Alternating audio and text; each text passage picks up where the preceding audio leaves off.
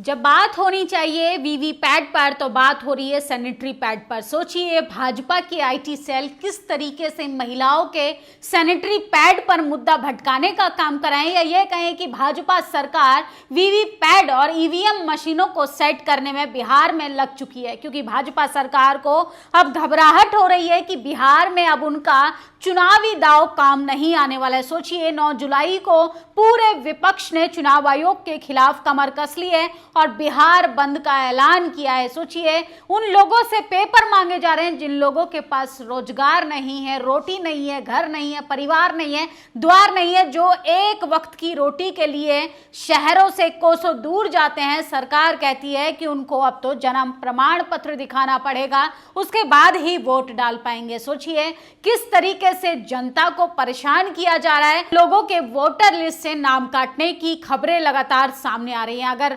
Voter list में उनके नाम ही नहीं है या वोटर लिस्ट में जो उनके नाम है वो फर्जी हैं, तो उनके द्वारा चुनी गई डबल इंजन सरकार भी फर्जी होनी चाहिए और सरकार को तुरंत इस्तीफा दे देना चाहिए। लेकिन इस पर बात करेगा कौन, सवाल पूछेगा कौन, क्योंकि तमाम लोग तो वीवीपैट के बजाय सैनिटरी पैड पर चर्चा कर रहे हैं। सोचिए भाजपा की आईटी सेल किस तरीके से बेशर्मी पर उतर आई है, सारी नग्नता पर उतर आई है और किस तरीके से महिलाओं के सैनिटरी पैड को मुद्दा बनाकर विपक्ष को घेरने का काम कर रही है। राहुल गांधी से लेकर तमाम बिहार के विपक्षी नेता डबल इंजन से सरकार से सवाल पूछ रहे हैं कि आखिर गरीब जनता को पहले नोटबंदी की और अब वोटबंदी कर कर जनता को परेशान करना चाहते हैं। असल में भाजपा सरकार की रणनीति रही है कि जब जब चुनाव आए तो जनता को भटकाने को किस तरीके से काम किया जाता है। और सोचिए पोलिंग बूथ कैप्चर कर दिए जाते हैं,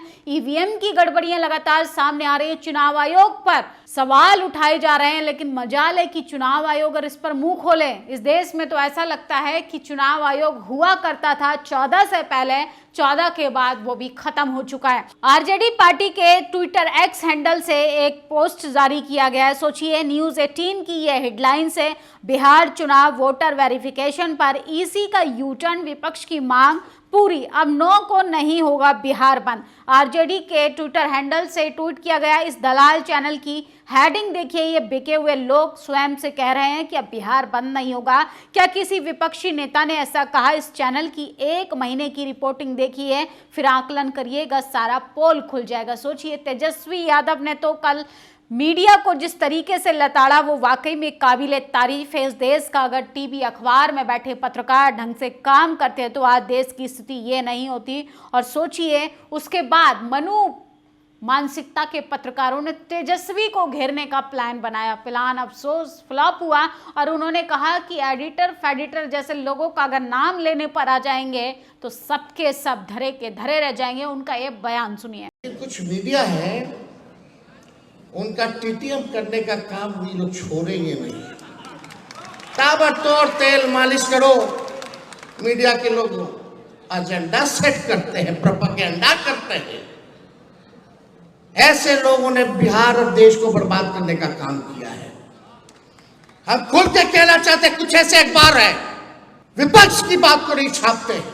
लालू जी का राज था, राबड़ी जी का शासन था, विपक्ष का खबर पहले पन्ने में छपता था। कहीं चींटी मर गई तो उसको दिखाया जाता था।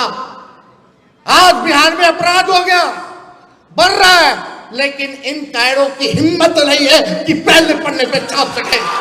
तो सुना आपने किस तरीके से घटना अभी हो रही है उसको छोड़कर किस तरीके से लगातार तेजस्वी यादव के साथ साथ तमाम विपक्षी नेताओं को डराने की कोशिश की जा रही है, उनके खिलाफ फर्जी खबरें चलाई जाती हैं। तेजस्वी यादव ने कहा कि हमको एडिटर फेडिटर से कोई डर नहीं लगता, छापो मत छापो लेकिन कम से कम सच तो छापो।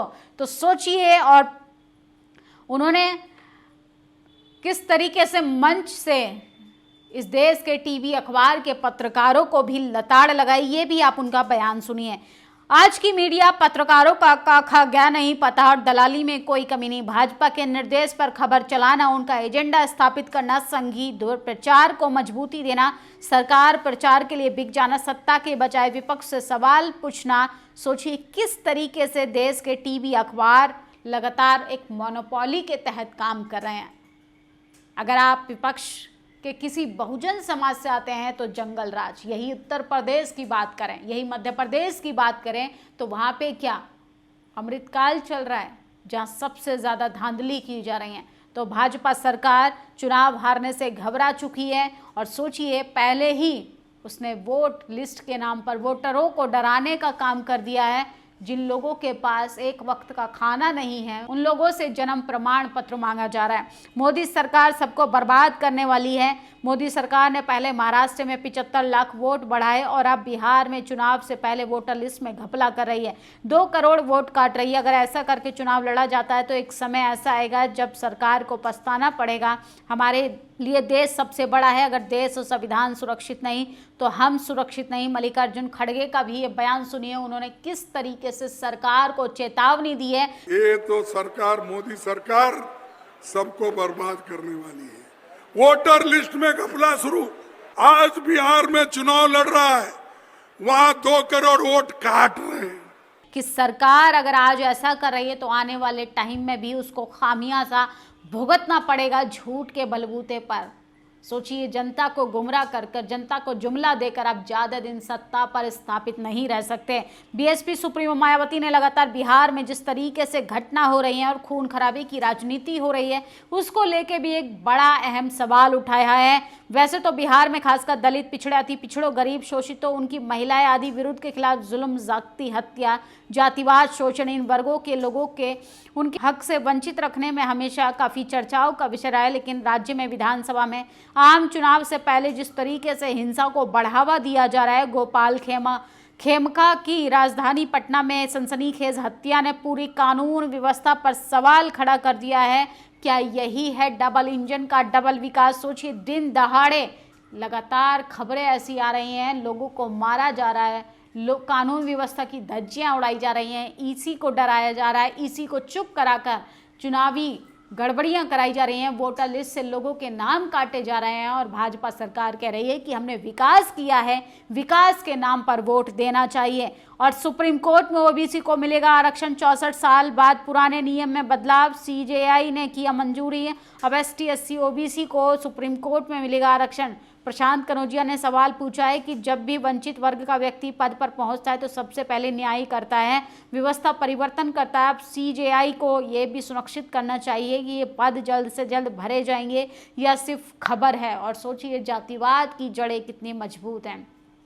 किस तरीके से 10 दलित प्रोफेसर बेंगलोर यूनिवर्सिटी से रिजाइन दे दिया है क्योंकि उनके साथ कास्ट डिस्क्रिमिनेशन हो रहा था।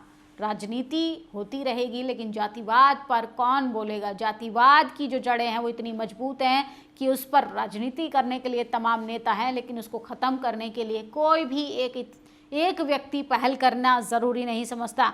भाजपा जेडीयू के इशारे पर चुनाव आयोग द्वारा बिहार में मतदाता की लिस्ट पर गरीब मतदाताओं के अधिकारों से वंचित रखने का संघी षड्यंत्र के विरोध में राष्ट्रीय जनता दल बिहार की गरीब जनता को मिला। उत्तर प्रदेश का पूर्व मुख्यमंत्री अखिलेश यादव भी अब सहमति जता चुके हैं। सोचिए, आग लपेटे को साफ साफ 2 टूक शब्दों में कहा कि चुनाव आयोग को भाजपा के इशारे पर काम करने से परहेज करना चाहिए। इस पूरे तिगड़म में भाजपा को गरीब व बहुजन मतदाता विरोधी साजिश है। तो सोचिए, गरीबों को, शोषितों को, वंचितों को, जिनकी सामाजिक समझ बेहद मजबूत है, उन तमाम लोगों के नाम काटे जा रहे हैं। और सोचिए, जब वीवीपैट पर बात होनी चाहिए तो वो आपको सैनिटरी पैड पर लेकर आ रहे हैं। जब बात वोटबंदी पर होनी चाहिए तो जनता को गुमराह कर किस तरीके से विपक्षी नेताओं को घेरने का काम किया जा रहा है। सैनिटरी पैड का विवाद सिर्फ ध्यान भटकाने के लिए देश का सबसे बड़ा जरूरी मुद्दा बिहार का वोटर लिस्ट रिवीजन है। करोड़ों लोगों का मत अधिकार और बिहार का भविष्य दांव पर लगा हुआ है। देश का लोकतंत्र भविष्य यही तय होगा।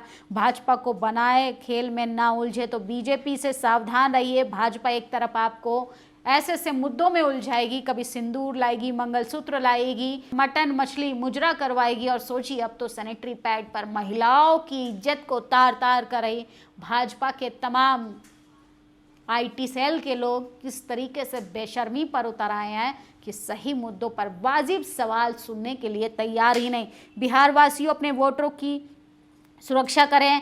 पहले सरकार ने आपकी आंख में सिंदूर झोंकने की कोशिश की और वोटर लिस्ट के संशोधन के नाम पे आपके वोट की पॉकेटमारी करने आया है। मेरा काम आपको आगाह करना है, आप देख लीजिए। तो सोचिए, बिहार के तमाम लोग अगर इस वीडियो को देख रहे हैं तो आपको सचेत रहना पड़ेगा, जागरूक रहना पड़ेगा। कहीं आपसे आपके कागजात मांगकर आपके अधिकार को ख़त्म करने का प्लान तो नहीं बना रही भाजपा सरकार। बात होनी चाहिए वीवीपैट पर, ईवीएम पर, चुनाव आयोग पर। सोचिए किस तरीके से सैनिटरी पैड पर भाजपा की आईटी सेल नतमस्तक हो गए हैं। क्या यही है भाजपा का विकास कि जब मुद्दे पर बात करनी चाहिए सैनिटरी पैड पर राजनीति कर रही है? क्या भाजपा की राजनीति अब सिमट कर रह गई है? क्या अब उसको डर सताने लगा है कि भाजपा सरकार बिहार से अब उसका खदेड़ा होने वाला? आपकी क्या प्रतिक्रिया कमेंट बॉक्स में जरूर बताइएगा। शुक्रिया। दस्तक की आपसे गुजारिश है कि अगर इसको बचाना चाहते हैं तो नेशनल दस्तक को सब्सक्राइब करने के लिए रेड कलर के सब्सक्राइब बटन को दबाएं, फिर बेल आइकन की घंटी दबाएं। नेशनल दस्तक को बचाने के लिए बहुत जरूरी है कि हर खबर को शेयर करें, लाइक करें, कमेंट जरूर करें।